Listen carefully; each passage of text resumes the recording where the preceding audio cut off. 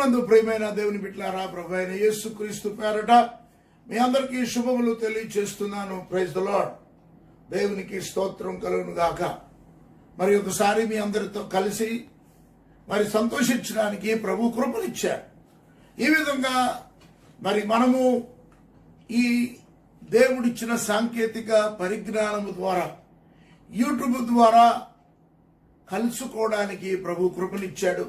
మీరు ప్రతి వర్తమానం వింటున్నారని నేను నమ్మి దేవునికి స్తోత్రాలు చెల్లిస్తున్నాను. మరి మీరు వినడం మట్టుకే కాదు, మీరు ఎంతగా ఆశీర్వదించబడ్డారు అనేది దయచేసి నాకు ఫోన్ చేసి చెప్పండి. లేకపోతే మరి అందులో మీరు కామెంట్ అని ఉంటుంది, కామెంట్లోనున్న మీరు కామెంట్ చేయవలసిందిగా ప్రభుని బట్టి కోరుతూ ఉన్నాను. మీ నుండి వినకోరుతూ ఉన్నాను. మీరు ఎలాగ ఆశీర్వదించబడ్డారు, ఈ వాక్యం ద్వారా మీరు ఎలాగ బలపరచబడ్డారు అని మీ యోగక్షేమాలు నేను కోరుతున్నాను. మేము దేవుని దయ వల్ల క్షేమంగా ఉన్నాం. పాస్టమ్మ గారు వాళ్ళ అమ్మగారు, మరి ఇక్కడ ఉన్నటువంటి జాయ్ బాబు, చరణ్, అలాగే మా తోడళ్ళు గారి కుమార్తె రోషిని, నేను, మేమందరము కూడా ఈ క్యాంపస్లో దేవుని దయ వల్ల క్షేమంగా ఉన్నాం. మీరు రాలేకపోతున్నారని, మేము మీ దగ్గరికి రాలేకపోతున్నామని, మిమ్మల్ని కలుసుకోలేకపోతున్నామని ఎంతగానో దిగులు పడుతున్నాం. మీ అందరి కొరకు ప్రతినిత్యము ప్రార్థన చేస్తూ ఉన్నాం. ప్రియ దేవుని బిడ్డలారా, మరి మీరు కూడా మా కొరకు ప్రార్థన చేస్తున్నారని నమ్మి ప్రభువుకు స్తుతులు చెల్లిస్తున్నా. ఈ వర్తమానముల ద్వారా మీరు ఎంతవరకు ఆశీర్వదించబడుతున్నారు అనేది మేము కోరుతున్నా. దయచేసి మర్చిపోకండి, మాకు ఫోన్లు చేసి తెలియపరచండి. లేకపోతే యూట్యూబ్లో అడుగున కామెంట్ అని ఉంటుంది, కామెంట్లో మీ కామెంట్ తెలియపరచాలని ప్రభువుని బట్టి మనవి చేస్తున్నా. మనము మరి అపోస్తులుడైన పౌలు ఫిలిప్పీ సంఘానికి వ్రాసినటువంటి మరి కొన్ని ముఖ్యమైనటువంటి ఆశీర్వాదకరమైనటువంటి మాటలను ధ్యానిస్తూ ఉన్నాం. ఫిలిప్పీయులకు రాసిన పత్రిక 4వ అధ్యాయం 1వ వచనంలో కొన్ని విషయాలు మనం నేర్చుకున్నాం. ప్రభువునందు స్థిరులై ఉండండి. ఇప్పుడు ఈరోజు 2వ విషయాన్ని తెలుసుకుందాం. ఏమిటంటే 2వ వచనంలో ఉంది, ప్రభువునందు ఏక మనసు గలవారై ఉండాలి. ప్రభువునందు ఏక మనసు గలవారై ఉండాలి. ఎప్పుడైతే మనము ఏక మనసు గలవారమై ఉంటామో అప్పుడు మనము దేవుని కార్యాలను సాధించగలం. ప్రభువునందు ఏక మనసు గలవారై యుండుడని యువోదియాను సుంటకేనును బతిమాలుచున్నాను.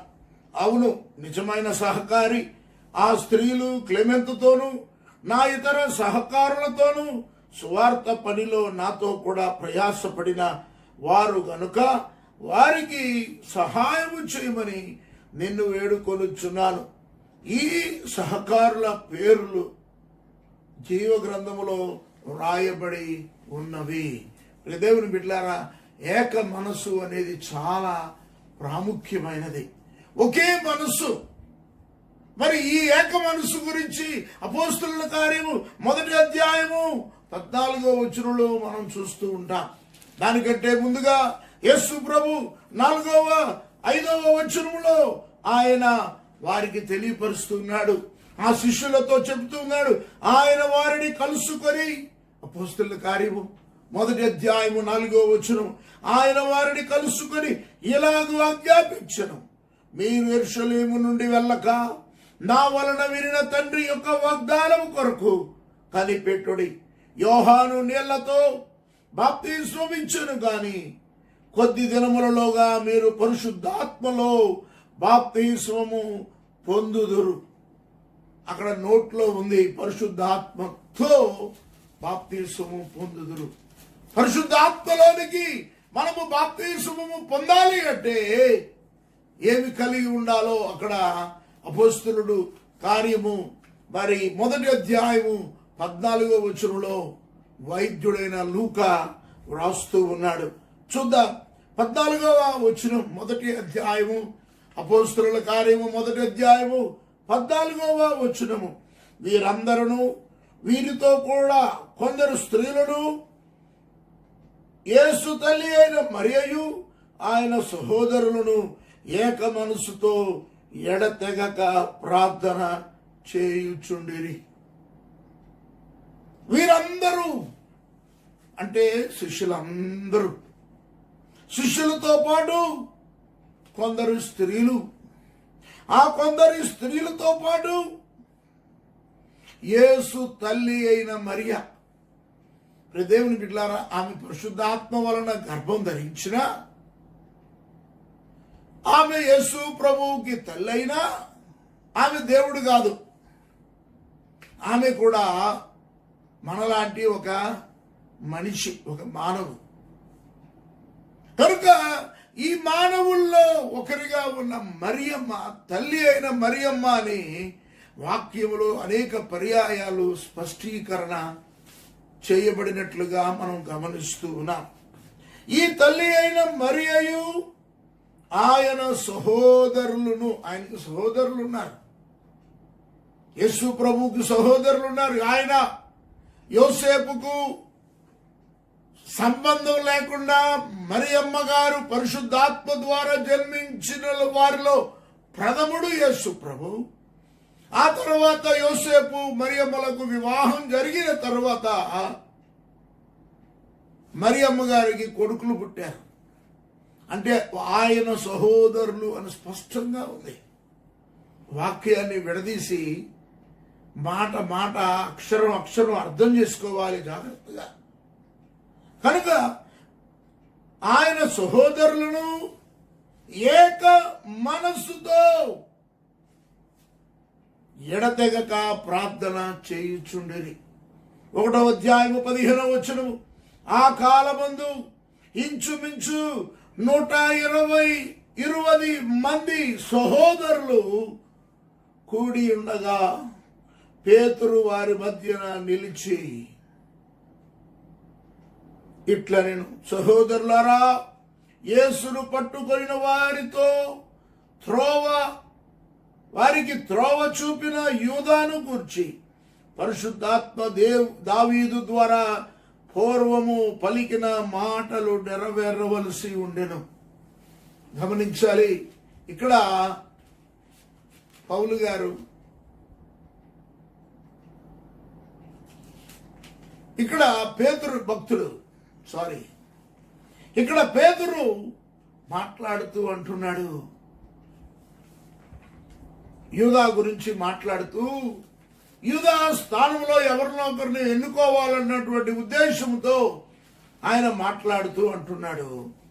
అయితే వారందరూ ఆ విషయం అర్థం చేసుకోవాలి అని, ఏ విధంగా యూదా యేసును అప్పగించాడో ఆ సత్యాన్ని ఆ ప్రజలు తెలుసుకోవాలని అక్కడున్న వారందరి మనస్సును సిద్ధం చేయడం కొరకు అది వివరిస్తున్నాడు. అది వేరే అంశం. అయితే ఇక్కడ ఏక మనస్సు అంటే వారి మనస్సు ఎటు ఇటు వెళ్ళిపోకూడదు. యూదా లేడు కదా, అది కదా, ఇది కదా, ఇది కదా, అది కదా అని మనస్సులు వేరైపోకూడదని పేతురు భక్తుడు ఆ మాటలు స్పష్టంగా పలుకుతూ ఉన్నాడు. కనుక ఈ మాటల విషయమై వారు ఏక మనస్సు కలిగి ఉండాలి, ఒకే మనస్సు కలిగి ఉండాలి. ఆ మేడగదిలో వారందరూ ఏక మనస్సుతో ఎడతెగక ప్రార్థన చేయుచుండిరి.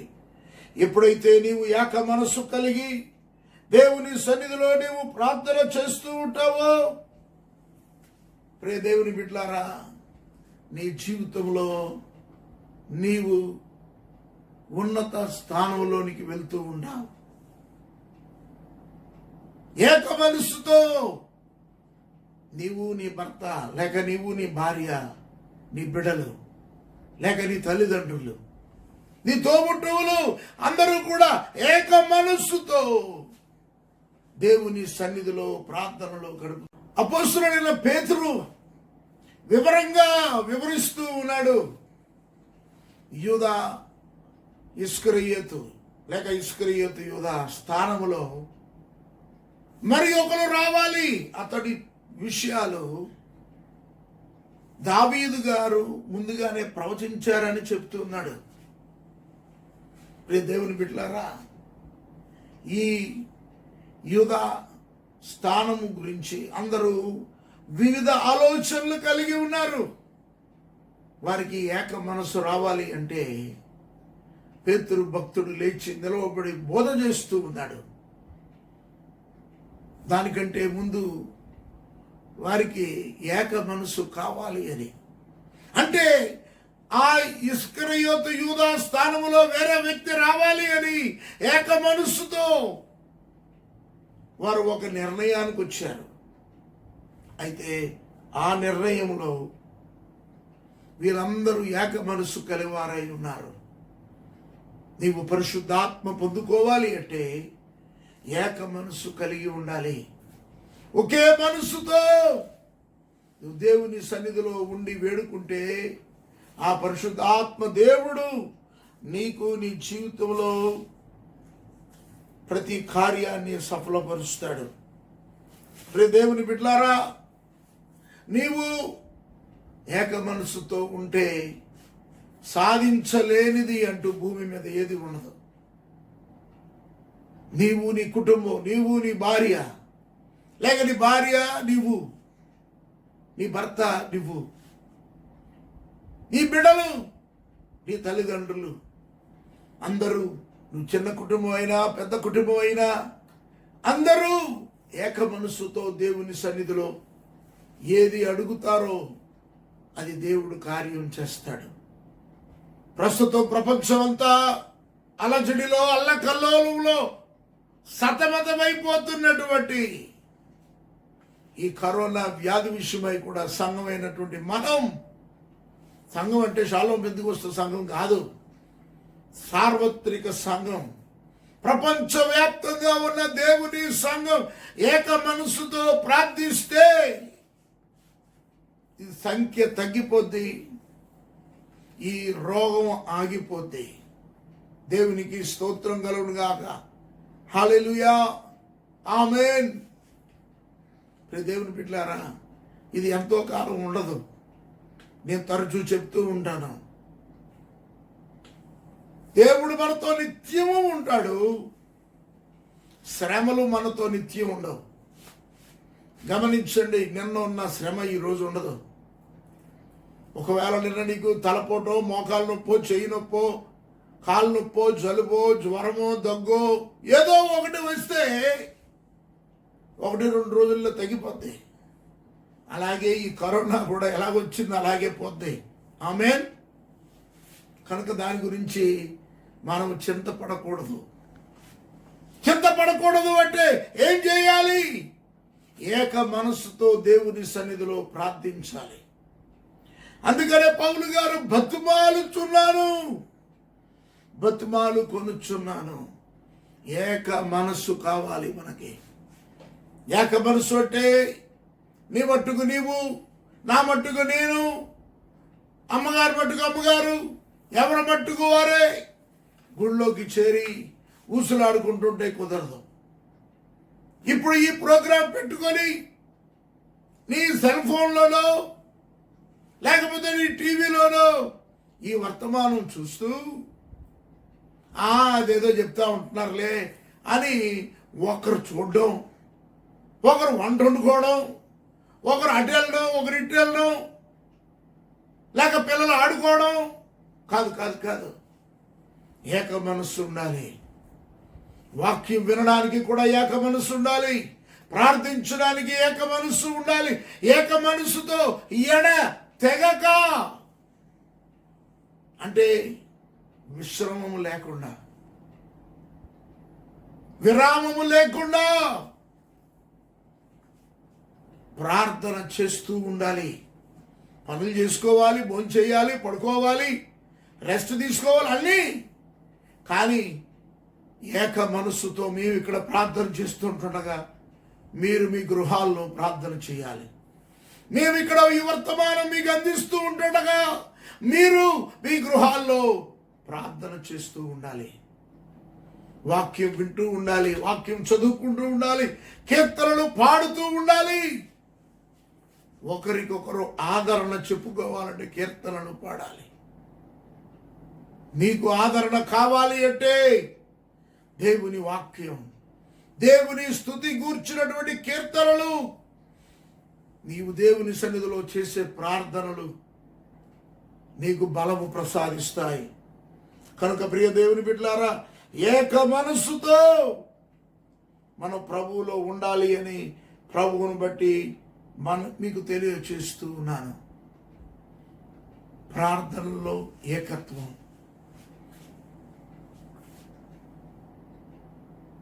ప్రసంగి గ్రంథంలో 4వ అధ్యాయము 9-10 వచనాల్లో ఉంటది.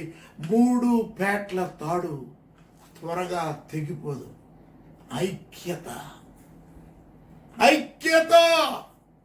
ఎప్పుడైతే మనం ఐక్యంగా ఉంటామో, నీవు, నీ బిడ్డలు, నీ భార్య, లేకపోతే నీ భర్త, నీ బిడ్డలు, నీ అత్తమామలు, నీ తల్లిదండ్రులు, నీ తోబుట్టువులు, ఎవరైనా సరే మీరు ప్రార్థనలో కూర్చున్నప్పుడు ఏక మనస్సుతో ఉంటే, కలిసి కట్టుగా ఉంటే నువ్వు ఏదైనా సాధించగలవు. అందుకనే తెలుగులో ఒక సామెత ఉంది, కలుసుంటే కలదు సుఖం, విడిపోతే కల్లోలం. 3 పేట్ల తాడు త్వరగా తెగిపోదు. మనందరికీ తెలుసు ఆవు కథ. నేను చెప్పడం నాకు ఇప్పుడు సమయం లేదు కనుక నేను చెప్పడం లేదు. సింహం ఆ 4 ఆవుల్ని విడగొట్టేస్తుంది. ఎందుకో తెలుసా? ఐక్యత లేకుండా. సాతానుగాడు ఎప్పుడు మనల్ని విడగొడతా ఉంటాడు. భక్తుడైన యోబుని దేవుని నుండి దూరం చేయాలనుకున్నాడు ఈ అపవాదిగాడు. వాడి పని ఏంటంటే ఇటు అటు తిరుగుతూ దేవుని దగ్గరికి వెళ్ళాడు. దేవుడు అడిగాడు, ఎక్కడుండొచ్చావు అబ్బాయి? దేవునికి ఒక స్థానం ఉంది, ఆయనకు ఒక సింహాసనం ఉంది, ఆయనకు ఒక ఉన్నత అత్యున్నతమైన సింహాసనం మీద ఆయన ఆసీనుడై ఉన్నాడు. దేవుడు అడిగాడు, ఎక్కడుండొచ్చావు అని అడిగితే, భూమి మీద ఇటు అటు తిరుగుతూ ఉన్నాను, కొంపలు అంటించేస్తున్నాడు వాడు. అంటే ఐక్యంగా ఉండనివ్వకుండా ఇటు అటు, అంటే వేవరింగ్ మైండ్ అని అంటాడు. స్థిరత్వం లేని మనస్సు. ఇందాక చూసాం, నిన్నటి దినం చూసాం, స్థిరత్వం లేని మనస్సు ఎక్కడదంటే సైతాను గడిదే. స్థిరమైన మనస్సు, ఏకత్వం, దేవుని మనస్సు. కనుక అక్కడికి వెళ్తే యోబుని దేవుని నుండి వేడి చేయాలనుకుంటే వాడు అందుకే వెళ్ళాడు అక్కడికి. కానీ దేవుడు ఏం చేశాడో తెలుసా? దేవుడే మొదటిగా అడిగాడు యోబుని, ఏ యోబు, నా సేవకుడైనా నా భక్తుడైనా యోబు గురించి చూసి, ఏముందిలే, నువ్వు అతని చుట్టూ, అతని కలిగిన దాని చుట్టూ, అతని బిడ్డల చుట్టూ నువ్వు కంచె వేసేసావు, అది తీసేయి, నిన్ను తిట్టకపోతే చూడు అన్నాడు. దేవుడు అన్నాడు, వెళ్ళు, నువ్వే చేయి ఆ పని, ఏదో నీకు పర్మిషన్ ఇస్తున్నాను అనగానే వాడు వచ్చి వాళ్ళందరూ వాళ్ళ ఆస్తులు అన్నీ కొట్టుకుపోయినాయి. ఆయనకు 7 కుమారులు 3 కుమార్తెలు, 10 మంది ఒక సహోదరుని ఇంట్లో కూర్చొని భోంచేస్తూ ఉంటుండగా ఒక సుడిగాలి, గొప్ప సుడిగాలి అరణ్య మార్గమున వచ్చి ఆ ఇంట నలుమూలలను కొట్టగా అది యెవనుల మీద పడినందున వారు చనిపోయారు. ఒకే దినం 10 మంది చనిపోయారు. ఆస్తి అంతా పోయింది. చాలా ఆస్తిపరుడు. తూర్పు దేశమున అంత ధనవంతుడే లేడు. ఊజు దేశమునందు యోబు అని ఒక మనుష్యుడు ఉండెను. అతడు యథార్థవర్తనుడును న్యాయవంతుడునై దేవుని యందు భయభక్తులు కలిగి చెడుతనమును విసర్జించిన వాడు.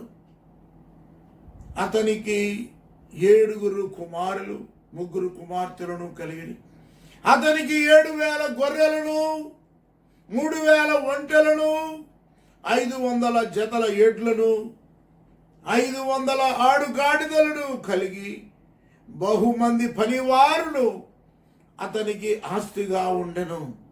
కనుక తూర్పు దిక్కు జనులందరిలో అతడే గొప్పవాడుగా ఉండెను.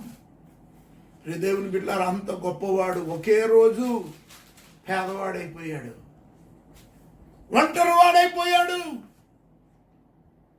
కానీ గమనించండి, దేవునితో ఐక్యతను కోల్పోలేదు, దేవునితో సమాధానం కోల్పోలేదు, దేవునిలో స్థిరత్వం కోల్పోలేదు. మనకి ఏదైనా చిన్న బాధ కలిగితే దేవుడు ఎక్కడున్నాడో, ఏదో నువ్వు దేవుడు ఇక్కడ గొప్పవాళ్ళగా దేవుడిని అడుగుతావు. సిగ్గు లేకపోతే సరే, బుద్ధి లేకపోతే మనం బుద్ధి లేని వారిగా ప్రవర్తిస్తాం. దేవుడు ఎక్కడ ఉన్నాడు, దేవుడు లేడు అనడానికి నేను ఏమాత్రం. అన్నీ కోల్పోయిన భక్తుడు యోబు ఏమంటున్నాడో తెలుసా? మొదటి అధ్యాయం, యోబు గ్రంథం 1వ అధ్యాయము 21వ వచనంలో 20వ వచనం కూడా చూస్తే, అప్పుడు యోబు లేచి తన పై వస్త్రములు చింపుకొని తల వెంట్రుకలు కొరిగించుకొని నేల మీద సాష్టాంగపడి నమస్కారం చేసి ఇట్లనెను, నేను నా తల్లి గర్భములో నుండి దిగంబరునై వచ్చితిని, దిగంబరునై అక్కడికి వెళ్ళెదను. యెహోవా ఇచ్చెను, యెహోవా తీసుకొనెను, యెహోవా నామమునకు స్తుతి కలుగును గాక. అది దేవునితో ఐక్యత అంటే. కరోనా నిన్ను ఏదో చేసేస్తుంది అనుకుంటున్నావు, లేక కరోనా ప్రపంచాన్ని తుదముట్టిచ్చేస్తుంది అనుకుంటున్నావు. ఏమీ చేయలేదు. నువ్వు దేవునితో ఐక్యంగా ఉంటే కరోనా కాదు కదా, ఏది నిన్నేమీ చేయలేదు. ఈ భూమి మీదకి ఎన్నో తెగుళ్ళు వచ్చాయి. ప్లేగు తెగులు వచ్చింది 1720వ సంవత్సరంలో.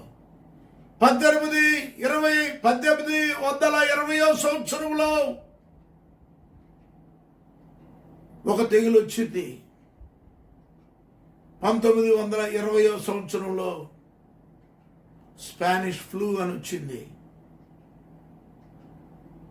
కలరా వచ్చింది, స్వైన్ ఫ్లూ వచ్చింది, డెంగ్యూ వచ్చింది. ఏమైనా మటుమాయు నువ్వున్నావు. ఎందుకో తెలుసా? నువ్వు దేవునితో ఐక్యంగా ఉన్నావు కనుక నువ్వు ఇంకా సజీవుడుగా సజీవురాలుగా ఉన్నావు. కరోనా నిన్నేమి చేయజాలదు. ఏ కరోనా, జాగ్రత్త, ఖబర్దార్, నువ్వు మమ్మల్ని ఏమీ చేయలేవు. ఎందుకంటే మేము దేవునితో ఐక్యంగా ఉన్నాం, మేము దేవునితో సమాధానంగా ఉన్నాం, మేము దేవునిలో స్థిరంగా ఉన్నాం. కనుక మమ్మల్ని ఏమీ చేయలేవు. నువ్వు ఆగిపో, యేసు నామములో ఆగిపోవును గాక. ఆమేన్. రే దేవుని బిడ్డలారా, ఇదిగో ఈ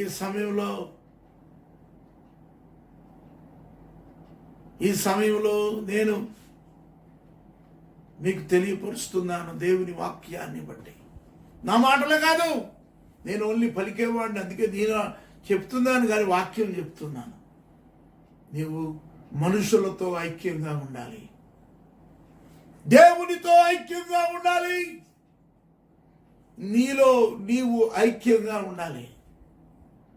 యోసేపును దేవుడు అందుకే ఆశీర్వదించాడు. తన ఐక్యతను పోగొట్టుకోలేదు. అంటే తన మనస్సు, తన ప్రాణాత్మ శరీరాలు పరిశుద్ధాత్మ కంట్రోల్లో ఉన్నాయి, తన కంట్రోల్లో ఉన్నాయి.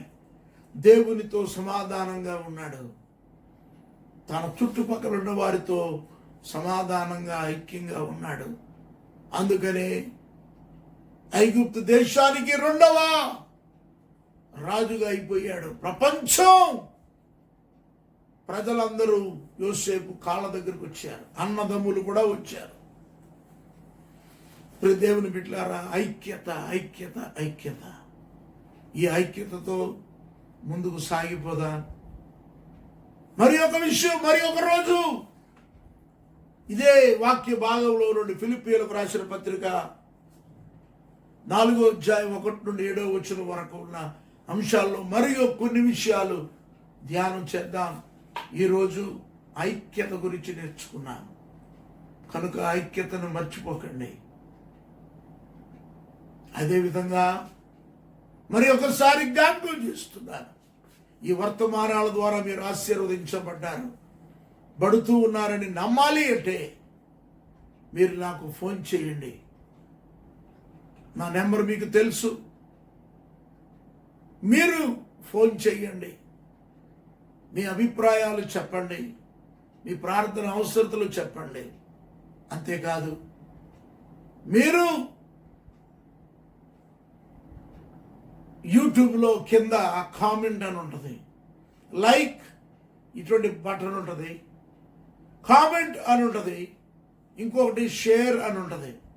మీరు ఇతరులకు షేర్ చేయండి, లైక్ చేయండి, కామెంట్ చేయండి, సబ్స్క్రైబ్ చేయండి. నేను మీకు పంపించకపోయినా మీ వాట్సాప్లో మీరు ఎప్పుడైతే లైక్ చేస్తారో, సబ్స్క్రైబ్ చేస్తారో, ఆటోమేటిక్గా యూట్యూబ్లోకి పెట్టగానే మీకు వచ్చేస్తుంది. కనుక ఈ విధంగా ప్రభువులో ఐక్యంగా ఉండి ముందుకు సాగిపోదాం. ఈ మాటల చేత దేవుడు మనలను ఆశీర్వదించును గాక. ఆమేన్. ప్రార్థన చేసుకుందాం. పరిశుద్ధుడా, ప్రేమ కలిగిన తండ్రి, నీ పరిశుద్ధ నామమునకు స్తోత్రాలు.